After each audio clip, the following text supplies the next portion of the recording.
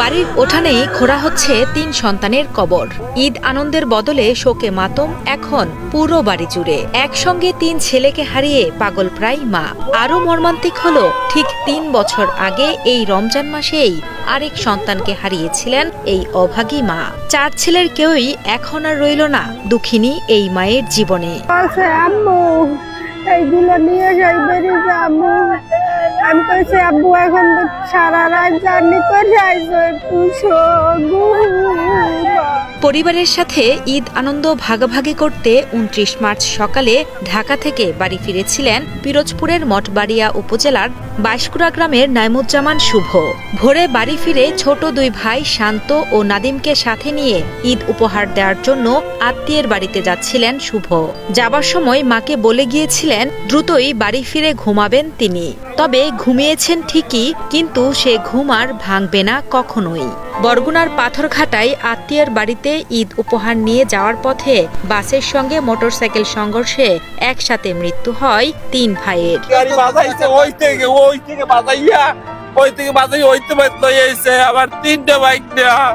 বিকট আকার একটা শব্দ হয়েছে, তারপর দৌড়ে আসার পর দেখছি এরকম আপনার ডেড বডি পড়ে রয়েছে, কিন্তু আমরা গাড়িতে 2 জন পাইছি। এই 2 জন আবার ধরে আমরা স্কুলের ভিতরে রাখা দিয়েছি, আর ড্রাইভার পাই নাই।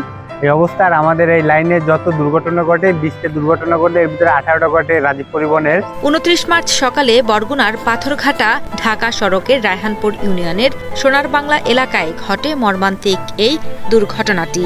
পাথরঘাটা থেকে ঢাকাগামী রাজীব পরিবহনের একটি বাস সোনার বাংলা এলাকায় বিপরীত দিক থেকে আসা একটি মোটরসাইকেলকে চাপা দিলে ঘটনাস্থলেই প্রাণ হারান মোটরসাইকেলে থাকা ৩ ভাই শুভ, শান্ত ও নাদিম।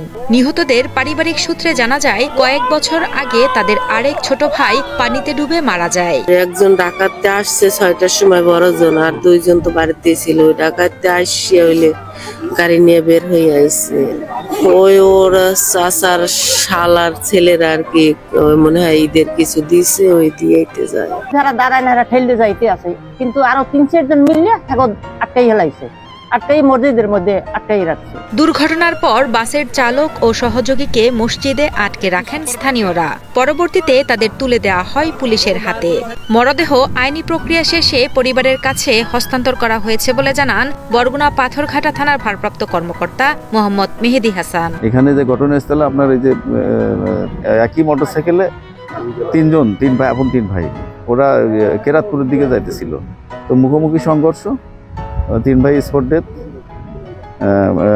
আমরা আসছি, সরঞ্জামের সবকিছু দেখতেছি, পরবর্তী আইনগত ব্যবস্থা প্রক্রিয়াধীন।